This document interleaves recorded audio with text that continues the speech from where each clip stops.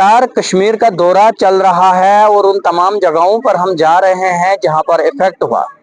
अस्सलाम वालेकुम नाजरीन, मैं आपका मेजबान किफायतुल्लाह से। 22 रन का वाक़ा 22 अप्रैल को होता है और 22 अप्रैल के बाद लगातार कश्मीर में क्या कुछ हो रहा है ये आप तमाम लोगों तक पहुंचाने की कोशिश कर रहे हैं। कितना टूरिज्म के ऊपर इफेक्ट पड़ा है, ये तमाम चीजें आप तक पहुंचाने की कोशिश करेंगे।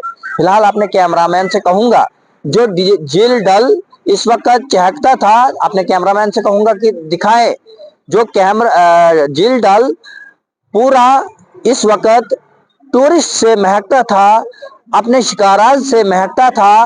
वो झील डल इस वक्त खाली है और इसके ऊपर कहीं न कहीं जो इफेक्ट पड़ा है वो साफ तौर पर गोदी मीडिया के जानिब से जो है पड़ा है। मेरे साथ बातचीत करने के लिए इस वक्त डॉक्टर सलीम खान साहब है जो कि बंबई से है, एक सोशल एक्टिविस्ट है और उसके साथ साथ में एक पार्टी भी उससे भी वाबस्ता है। सलीम साहब, सबसे पहले बहुत बहुत शुक्रिया कश्मीर आने के लिए। जी, बहुत शुक्रिया आपका। सलीम साहब, बात अगर करेंगे 22 रन की, बात करेंगे 22 अप्रैल की, वो काला दिन जिस काले दिन 26 लोगों की हत्या होती है और उस 26 लोगों की जो हत्या होती है उसको जो है पूरा कश्मीर मातम में तब्दील करता है, पूरा कश्मीर मातम बनाता है और कश्मीरी उन लोगों को बचाते हैं। उन लोगों ने उनको रेस्क्यू किया, अपने घोड़ों पर लाया, अपने कंधों पर लाया और अस्पतालों में एडमिट किया। जो लोग बचे और जो लोग जो है उस हादसे में शिकार होते हैं उन लोगों को भी जो है कहीं ना कहीं गाड़ियों तक पहुंचाने का काम किया, क्योंकि 6 किलोमीटर का ट्रैक था। और उसके बाद जो है नेशनल मीडिया पर कश्मीर की जो तस्वीर है उसको जो है उल्टा दिखाया जाता है। तो आप एक एनालिटिक है, आप एक सोशल पॉलिटिक्स में जो है रुचि रखते हैं, क्या नजरिया है? आपने इन दिनों जो है कश्मीर का दौरा किया।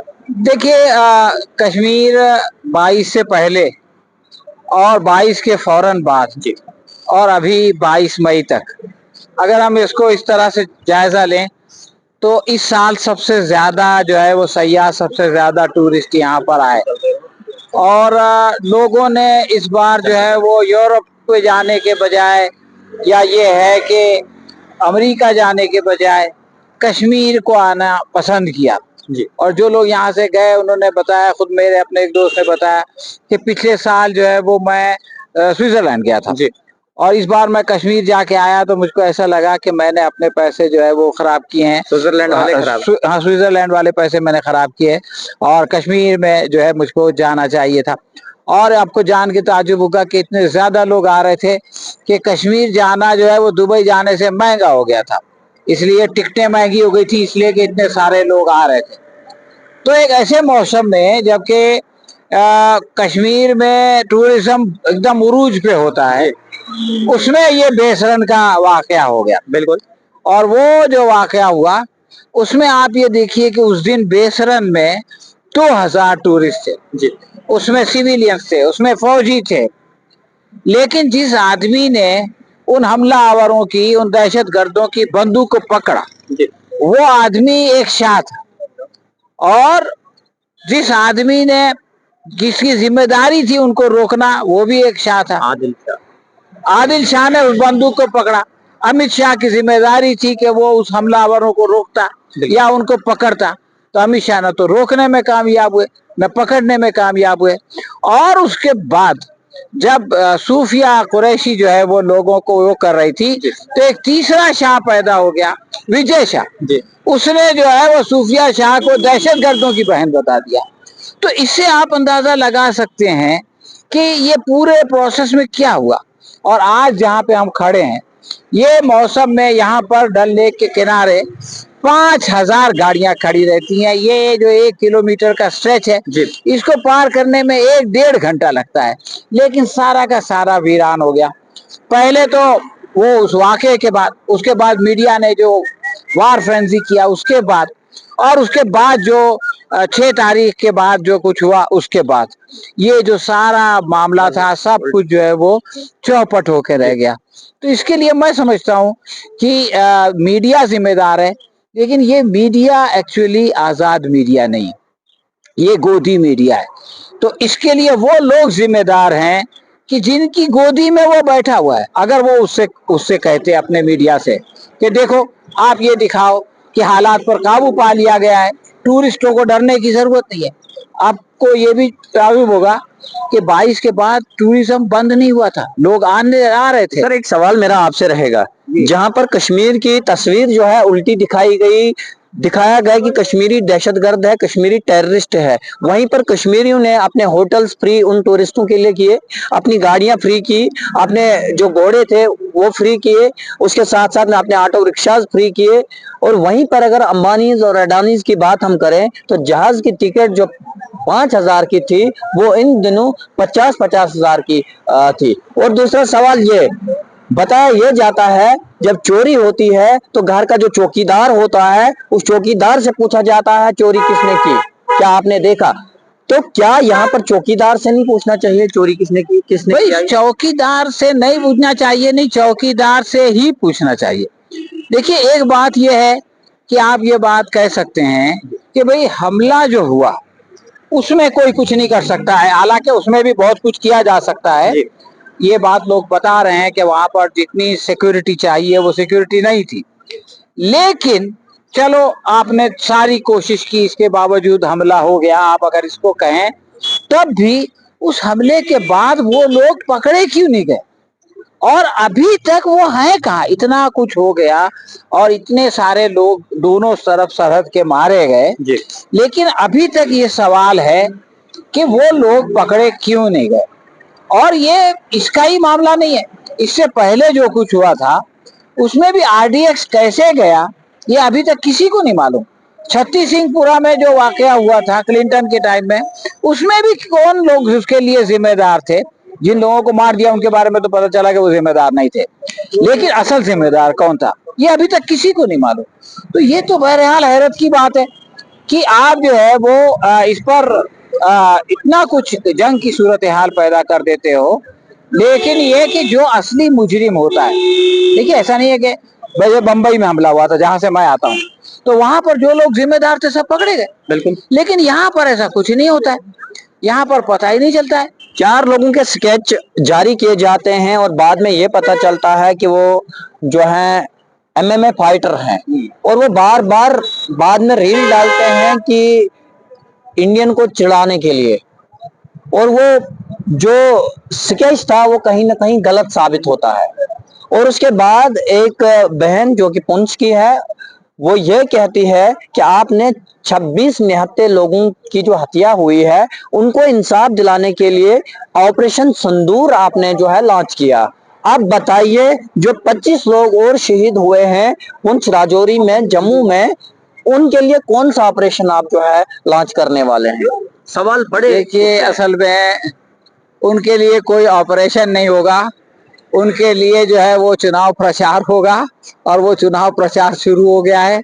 हमारे प्रधानमंत्री जा रहे हैं, कह रहे हैं कि हम जो है वो हमारा सिंदूर चालू है और ये जारी रहेगा, और हम रोटी खाओ वरना गोली हमारे पास है। तो उन लोगों के लिए तो यही सब होगा, उससे जो है चुनावी फायदा उठाया जाएगा। राहत इंदौरी का शेर आपने सुना ही होगा, सरहदों पे बहुत तनाव है क्या, जरा मालूम करो कहीं चुनाव है क्या? तो वो तो जो वो उसने पूछा मासूम ने कि उनका लिए क्या होगा, तो उनके लिए कुछ नहीं होगा, उनसे उनके उस पर जो है वो चुनावी रोटियां सेकी जाएंगी। अच्छा बात करें सलीम साहब, आप एक जर्नलिस्ट भी हैं, एनालिटिक्स भी हैं, एक पॉलिटिशियन भी हैं, तमाम वो खूबियां आप में हैं माशाल्लाह। जो आपने कश्मीर के फी 30 फुट पर 30 फुट के बाद आपने हमारे पीछे भी दफ्तर बंद गाड़ियां लगी है, जो बाहर की है उधर की लगी तो लगी है। क्या आपके मुंबई में भी इस तरह के वाकयात होते हैं, फी कदम पर आर्मी देखने को आपको मिलेगी? और इतनी आर्मी होने के बावजूद भी आपके ऊपर अटैक होता है, क्या ये जायज है? देखिए ऐसा है कि बम्बई तो एक जगह है, एक शहर है, मैं पूरे हिंदुस्तान में आता जाता रहता हूँ, और हिंदुस्तान में कहीं भी ऐसा नहीं होता। मणिपुर में जो सूरत हाल बनी वहां पर इस तरह की चीज होने लगी, और लोग बताते हैं नागालैंड वगैरह के कुछ हिस्से में, तो ऐसा कहीं नहीं होता है और ऐसा नहीं होना चाहिए। और जो लोग ये कहते थे कि 370 खत्म होने के बाद जो है बिल्कुल नॉर्मल सी आ जाएगी और इसी की वजह से सब कुछ है, आज उनसे ये सवाल किया जाना चाहिए कि आज जो है वो अगस्त 2019 के बाद, अभी अगस्त आएगा तो 6 साल हो जाएगा, जी। तो वो जो दावा किया गया था वो दावा कहाँ है? तो जो कुछ करना चाहिए था वो तो किया नहीं, और जो नहीं करना चाहिए थे वो करके अपने आप को मुतमईन करते रहे कि अब सब ठीक हो जाएगा, तो उससे तो कुछ हुआ नहीं। अब ये है कि लोगों को सिक्योरिटी देना, लोगों के अंदर एतमाद पैदा करना, लोगों पे भरोसा करना, और उनकी जो कोशिशें हैं, जो मेहनत है, जो बेसराम के बाद जो उन्होंने जिस तरह से उनकी मदद की, उसको अप्रिशिएट करना, उसकी तारीफ करना, उनको इंकरेज करना, ये वक्त की जरूरत है। विजय शाह ने तो तारीफ की। हाँ? विजय शाह ने तो तारीफ की, उन्होंने तो जिस बहन ने जो है इतना बड़ा पूरा ये जो है ऑपरेशन सिंदूर संभाला, उसी को लास्ट उन्हीं की बहन को, ये वर्डिंग उनकी है, उन्हीं की बहन को भेज कर उनकी ऐसी की तैसी करवा दी। विजय शाह एक्चुअली देखिए, मसला ये है कि जो चीज आपके अंदर है, मेरे अंदर है, इनके अंदर है, ये किसी न किसी तरह बाहर आ जाती। तो विजय शाह के अंदर जो चीज, जो नफरत बैठी हुई है, उसका इजहार बेसाख्ता उसके मुंह से हो गया, और इसे पता चलता है कि जबानी तौर से लोग जो भी कहें उनके दिल में क्या। सर, 5 रोजा दौरा आपका रहा, एक बहुत बड़ा मिशन आपका था। मिशन ये था कि आप उन तमाम लोगों के पास जाएंगे जिनके ऊपर अटैक हुए हैं, जिनके घरों में किसी की मौत हुई है, जिनके घर जो है उजड़ गए हैं। तो क्या आपने जो है जम्मू से शुरू किया, आर के थापा के घर से शुरू आपने किया, एडीसी आर के थापा जो राजौरी में शहीद हुए, और कश्मीर के पुंछ, राजौरी, शोपियान, उड़ी और इसके बाद भी बहुत सारी जगहों पर आप जाने वाले हैं। तो क्या लोगों की तरफ से क्या निचोड़ निकला, क्या चाहते हैं लोग? वही लोगों की अलग अलग बातें हैं। सबसे पहली बात, जो लोग इससे मुतासर हुए, जिनके घर के परिवार के लोग गए और इस गोले का और इसका श्रृंखला का शिकार हुए, उनका ये कहना है कि भाई हमको अगर पहले से आगाह कर दिया जाता, 7 तारीख को जो है वो मॉक ड्रिल होने वाली थी और 6 तारीख को ये शुरू हो गया, तो अगर हमको किसी तरह से इवैक्यूएट कर दिया जाता तो ये नुकसान नहीं होता, कम से कम जानी नुकसान नहीं होता, अगर माली नुकसान होता। अपने लोगों को नहीं बताया? जयशंकर ने तो बोला हमने पाकिस्तान को बताया था अटैक करने वाले। जयशंकर को जो है वो पाकिस्तानियों की ज्यादा फिक्र है, तो उसने उनको बता दिया। अपने लोगों की फिक्र नहीं है भाई। इस उन्वान से, इस बयान से तो यही लगता है कि जिनकी फिक्र है उनको बता दिया, जिनकी फिक्र नहीं है उनको नहीं बताया। अब इसके अलावा क्या इससे निकाले? चलिए, बहुत बहुत शुक्रिया। मेरे साथ डॉक्टर सलीम साहब थे जो कि मुंबई से हैं और कश्मीर के 5 रोजा दौरे पर है और लगातार उन फैमिलीज के पास जा रहे हैं जहां पर कहीं पर कोई अटैक हुआ, और उसके साथ साथ में हम भी जा रहे हैं। जहां तक मुझे कश्मीरियों से बात, उनका दर्द, उनका दुख देखने को मिला, उससे साफ तौर पर लगातार लोग ये कह रहे हैं हम पीस चाहते हैं, हम अमन चाहते हैं। जब भी किसी स्टेट में चुनाव होता है, चाहे पाकिस्तान में चुनाव हो या हिंदुस्तान में चुनाव हो, पिस्ता कश्मीरी है। इसलिए हम चाहते हैं चुनाव की स्थिति में हमें जो है इस घराट का जो है बलि का बकरा जो है न बनाया जाए। तो ये लगातार लोगों की तरफ से कहा जा रहा है, और ये कहा जा रहा है कि हम बॉर्डर पर रहते हैं, हम खूनी लाइन पर रहते हैं। खूनी लाइन पर रहने के बावजूद हमारे लिए कोई सेफ्टी के इंतजाम नहीं होते हैं। हम जब हमारी आर्मी को जरूरत पड़ती है तो तब हम अपने आर्मी के लिए अपना खून तक देने के लिए तैयार होते हैं, और जब हमें अपने गवर्नमेंट की जरूरत पड़ती है तो तब गवर्नमेंट हमें जो है कहीं ना कहीं नकार देती है। सलीम साहब क्या कहेंगे? जी हाँ, ये जो लोगों का दुख दर्द है ये हमने महसूस किया। आवाम एक दूसरे के साथ मिल के रहते हैं। ये जो कुछ मीडिया दिखाता है वो मामला नहीं है, और मीडिया जो है वो यहाँ आता नहीं है। हमने कई ऐसे गांव देखे जो बड़े बड़े गांव हैं जिसमें हजारों लोग रहते हैं, मुसलमान रहते हैं। वहाँ एक दो दुकान, एक दो घर हिंदुओं के हैं, उनमें कोई मसला नहीं, वो सब मिलजुल के रहते हैं। सिखों के साथ, उनके साथ भी यही मामला है। तो अवाम मिलजुल के रहना चाहती है, अवाम जंग नहीं चाहती। लेकिन जो सियासतदान है, जो राजनीतिक दल हैं, वो जंग चाहते हैं, वो लोगों को लड़ाना चाहते हैं। और मीडिया चूंकि उनको खरीदा हुआ है तो वो भी जंग चाहता है और वो भी लोगों को लड़ाना चाहता है। तो चलिए, बहुत बहुत शुक्रिया। मेरे साथ सलीम साहब थे, इनके साथ हमारी खुसूसी बातचीत हुई। जो कश्मीरियत का दर्द था, जो कश्मीरियत की रियलिटी थी, वो हमने आप तक पहुंचाने की कोशिश की।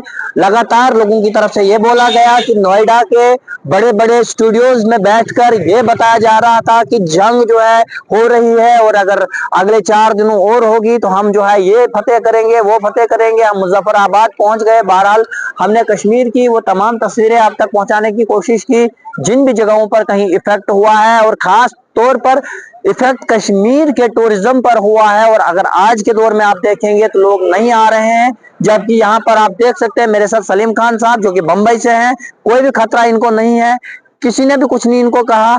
ये उन जगहों पर गए जो जगहें बॉर्डर पर जीरो कंट्रोल लाइन, यानी कि आर पार दिखता था, मगर किसी ने भी कुछ नहीं किया। फिलहाल उम्मीद रहेगी कि जो भी लोग कश्मीर आने के इच्छा रखते होंगे वो कश्मीर आएंगे। कश्मीर आपके लिए दिल खोल कर बैठा है, कश्मीर के लोग आपकी मेहमान नवाजी करने के लिए बैठे हैं। आइए कश्मीर में, कश्मीर आपका इंतजार कर रहा है।